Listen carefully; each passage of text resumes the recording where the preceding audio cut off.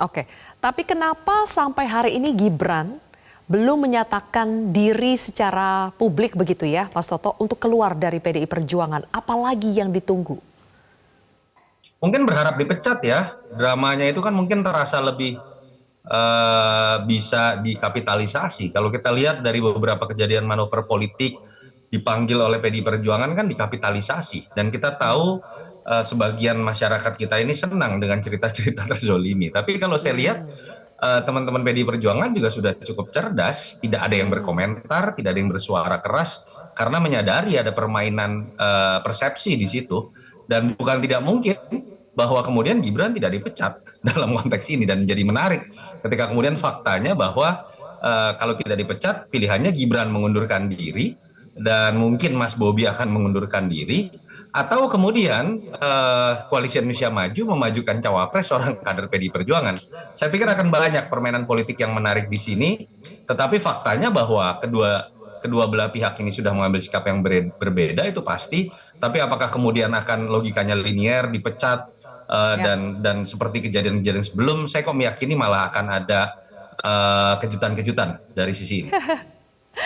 Oke, drama saling tunggu ini sebetulnya sekarang ya, Mas Toto, Anda membaca lebih menguntungkan siapa? Lebih menguntungkan Gibrannya atau lebih menguntungkan PDIP-nya?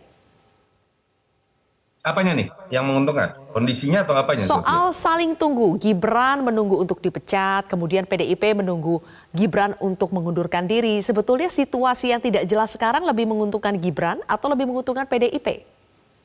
Kondisi terakhir kan jelas yang bermanuver berarti Gibran dan Pak Jokowi.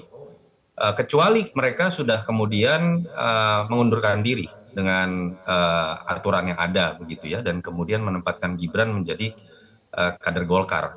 Setahu saya kan belum pernah ada pernyataan pengunduran diri, jadi menurut saya tidak etis kalau kemudian Mas datang ke acara partai lain dan kemudian sudah menerima pinangan tanda kutip Hmm, gitu ya. hmm, Itu yang menurut saya membuat situasinya menjadi berbeda. Kalau dulu-dulu kan orang mengatakan bertemu dengan Pak Prabowo gitu aja kok partainya marah.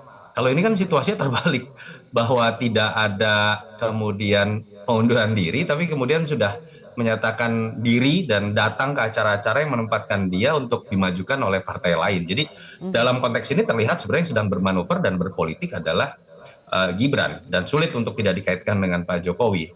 Kalau kita lihat dari statement Mbak Puan pun juga sudah belajar dari mentor politiknya ya, namanya Jokowi gitu ya, yang kemudian bisa bermain panggung belakang dan depan. Mbak Puan kita ingat kan menyatakan bahwa ya tanyakan ke Pak Jokowi, itu kan mirip Hmm, kalau misalnya Pak Jokowi ditanya tentang Gibran, tanyakan ke anaknya gitu kan, atau Mas mhm. Gibran misalnya ada sebuah isu, tanyakan ke yang membuat isu. Jadi sepertinya PDI Perjuangan dilihat dari statement Mbak Puan sudah belajar mengenai cara berpolitik seperti yang Pak Jokowi dan Gibran lakukan, dan ini menurut saya akan menarik Ya. komunikasi politik yang akan diperlihatkan kedua belah pihak ini. Jelajahi cara baru mendapatkan informasi. Download Metro TV Extend sekarang.